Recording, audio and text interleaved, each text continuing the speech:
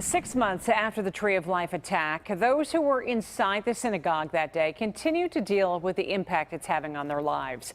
Today, at the announcement of new hate crime legislation, survivor Barry Werber shared with John Shumway his story of going back inside the synagogue for the first time.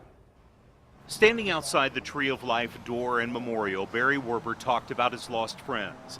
As he told CBS 2 days after the shooting, he was hiding in a small dark room when the gunman appeared at the door and killed 88-year-old Melvin Wax. He stepped over Mel's body, didn't pay any attention, stepped back and walked out. Since that day, Barry Werber tells me the shooter has had control of his life, and he knew there was only one way to change that. And I walked into the building on the 17th of April for the first time. Accompanied by his wife, his psychologist, and a security guard, he crossed the threshold and saw the damage. What really affected me more than anything else was going down the steps. Now, that's where I saw the body of one of our lost souls.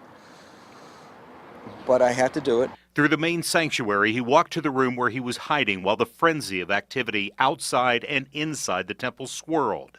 When he stepped into the room this time, he was stunned. And it turned out to be about 1/2 the size from where I was standing to the doorway. So you were a lot closer to the shooter than you realized. Oh God, yes, yes. And the memory of that moment flooded back. To be very honest, I was in a state of fear, and I'm talking to 911 while he comes in, and the young lady on the other end of 911 is yelling at me, what's going on, and I can't breathe, let alone talk on the phone. The impact of returning to the room was immediate. I felt relief knowing that I can walk into that room now anytime I want without anyone with me or any scaring things behind me. For Werber, the path to wellness is a process.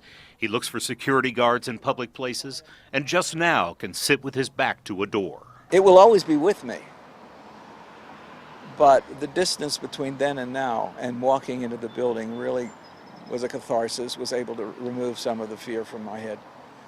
Did you remove him from your head? Yeah, in most ways. In most ways. I hope he gets everything he deserves. John Shumway, KDKA News.